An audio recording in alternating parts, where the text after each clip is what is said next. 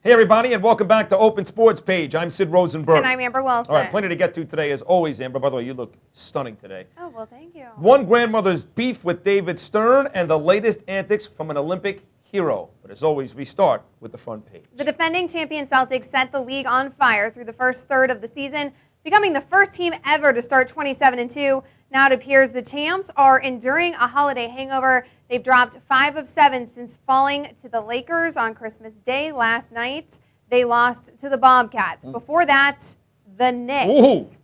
What the hell is going on with the Boston Seas? I think they're bored. You know, I do. They just got too good, so Right. they decided to mix it up a little by sucking, and then they'll go back on fire. You know, they won the championship, and then the question, were they going to be too old too quickly? And they came back and won like every game. So obviously, they didn't get old all of a sudden midway through the season. I mean, you know, I think they've lost some of the focus. They've been playing such good basketball for so long, and I would say that eventually they'll get it back. It's a long season. This is still a real good basketball team. I actually think they're better now than last year because of the emergence of Rondo at the point. So I would say to Celtic fans, get through this little bumpy stretch. They're going to be there at the end of the year for the Eastern Conference. We're talking about 5 games that they've dropped. That's, you know what, with how many games are in a basketball season, it's really much ado about nothing, I think. They did prove themselves, like you said. I think that these guys do have a tendency to step up in the face of controversy. Maybe they need a little bit of that to keep things going, to maybe practice as hard and play as hard when it matters. But overall, I mean, they know they're going to be fine. They set themselves up in such a good position. They can drop 5 games and it doesn't matter. Right. They can drop 10 games in a row and it probably wouldn't matter. And they're all veterans. You know, Garnett and Pierce and Allen, these guys are veterans. So it's not like young kids. Young kids,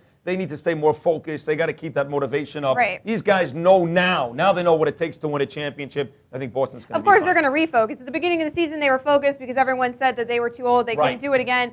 They won all those games straight. Now they've had this little lull. They're going to refocus because people are going to start talking about, oh, well, see, they have aged. And now, you know, they're burning out. And this, you know, so we'll probably see them go on another tear here again. Probably so. And, you know, right now they'll go back to that little bit of an underdog thing because the Cavaliers and LeBron playing well. And the Pistons are on fire right now. And they'll say, hey, don't forget about us. We just won the NBA. Kind of like what the Giants are going through right now in the NFL playoffs, because a lot of people are picking the Eagles to beat the Giants. Right. Hey, don't forget about us. We just won the Super Bowl. Celtics, don't forget about us. We won the NBA championship. So all right, as more and more free agents sign with new clubs, there's one big-time player who remains unemployed, Manny Ramirez.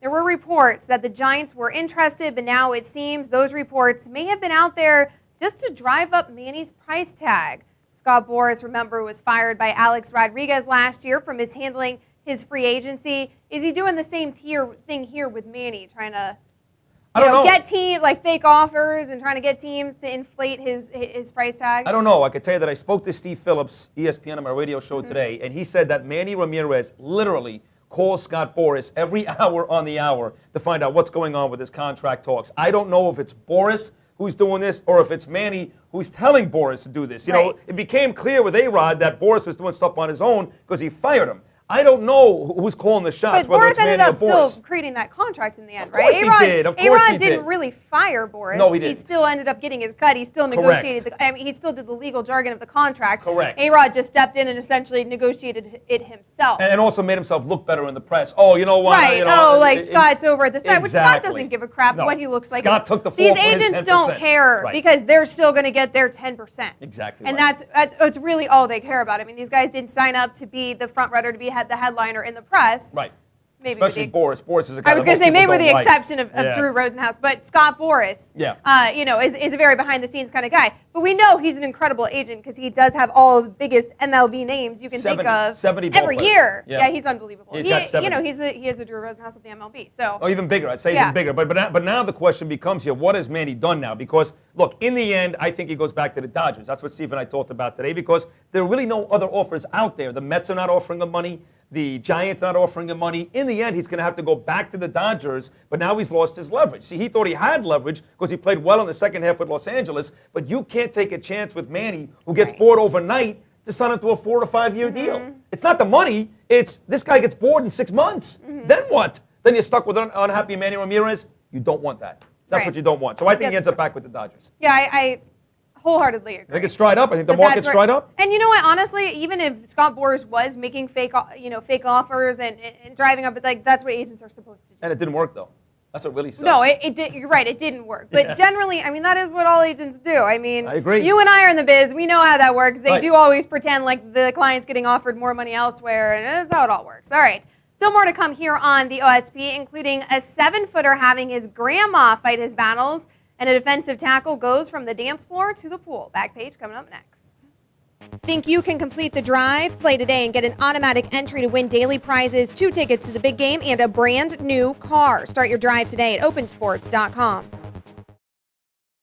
Back here on the OSP, time now to check out what's burning up the back page. All right, Amber, it's embarrassing enough for athletes when their wives fight their battles in public.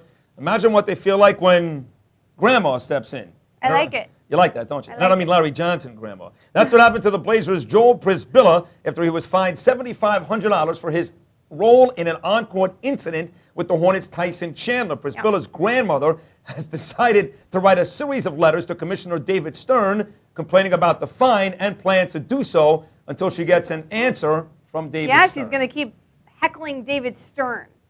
It's the old Jewish guilt. It's the grandmother's Jewish guilt. Yeah. Well, did you see this video? Because he was, fined for this incident when clearly Chandler was the one who had instigated this incident. Chandler kind of elbows him, and he does shovel. I mean, he gets a couple shoves in there, but pretty much he wasn't the one who instigated it. Chandler was. Chandler was ejected, and off the court. Then later, these fines got handed down. Although at the time, the refs clearly were blaming the incident on Chandler. So I can see why Granny is pissed. Is he married, Joel Prisbilla? Does he have a wife that could take on that thing, or is I it? don't know. See, that's the thing. If I he's not don't married, know. then and you know what? We're talking about the grandmother, but like oftentimes a lot of people are raised by their grandmothers and absolutely. stuff. So Sure. That might be the case here. Yeah.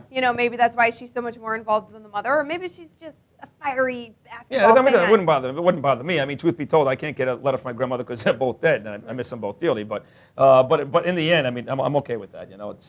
It's fine. I think it's cool because I think he didn't deserve the fine. So yeah, whether he deserved why it or not? I think it's cool that grandma's right there backing him up. I think that's pretty cool. Good for you, Joel. Way to go. The never-ending Michael Phelps victory lap took him down to Miami last weekend, Amber, to watch his Ravens beat the Dolphins. Always looking for some competition. Phelps found it when Warren Sapp was hanging out at some South Beach pool. Yes. Big old Warren Sapp challenged Phelps to a swimming race across the length of the pool and was spotted with a half pool head start. Yes, a half pool. Have you seen this video? It is hilarious. I have not seen the video. It is hilarious. Everyone definitely Who won? needs to go watch. Who won the race? So Sapp literally jumps in, Right. was there any water left in the pool after he jumped in? Right? No. Well, I think he's still. Well, no, he's still huge. He's But like he did 400,000 but pounds. I feel I know he can dance. I feel like in a year he's going to be far bigger because Yeah. I feel like Dancing with the Stars probably kept him a little bit A more. little bit better in shape, sure. Yeah, he Sure. seems a little small. He's not beefing up either for playing anymore. So Right. whatever. Anyways, point is he jumps in half pool and Phelps comes and I'm thinking there's no way in hell Michael Phelps is going to be able to overtake him because the head start is just too great. And we're not talking about a guy who can't swim. Warren Sapp can clearly swim when you watch this video. Yeah. And obviously Warren Sapp, I mean, yeah, he's a big guy. We make fun of it, but he's an in-shape guy Yeah, to he's be a able good to athlete. He's a good play it all those Sure. years in the NFL. We saw how light he was on his feet with Dancing with the Stars. Right. He was He for a fine. big guy. I mean, Right. he's in shape, right? We forget that Right. with these football players that are fat. Right. Because we forget that they're running all the time. So Yeah. we forget that they're actually in better shape than most of us in the world. Than so, other fat people. Than other, Right. Or the most skinny people. Anyways. So he Point lost, is- but he did lose the race. Point is, Michael Phelps whooped his ass. Yeah, how about that? Yeah. And in conclusion, Yeah, but- that's what happened. I mean, it was really cool. It was really funny. Yeah, And- but like, so what? It was swimming. Like if Michael Phelps had done that with something he wasn't great at, you know what I'm saying? Like I don't know, if Michael Phelps Right. had come back Well, 10-0 in an 11-point basketball Agreed, game or but archery, Michael you know? Phelps didn't. Warren Sapp wanted to take on Yeah, I this know. challenge, Right, and then right. Phelps said, "Okay, I'll give you a half full head start." You know, Yeah. it was funny. There was a bunch of fans. Everyone was clapping, That's and, gotta and be Phelps pretty cool. came in and beat him, and it was a very close race in the end. Yeah. It was funny. There's a lot of video before it too, where like Sapp's trying to dunk Phelps. Okay, cool. Stuff like that. He really I is a- wish I was in South Beach. I don't know where the hell I was. Yeah, But I didn't know about it either. He's a goofy-looking guy, though, man. He was at that Michael football Phelps. game with his Raven hat on. He looks. So was yeah. Warren Sapp, by the way. Oh yeah, I know. No, this wasn't a race Not the for two the most good looks. attractive men Yeah. in the world.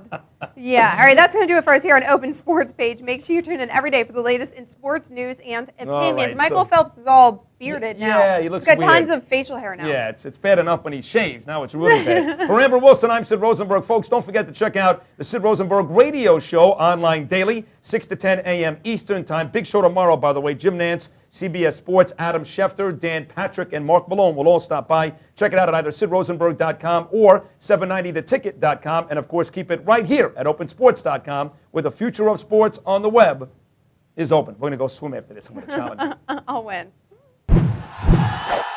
For more great videos, check back every day on opensports.com.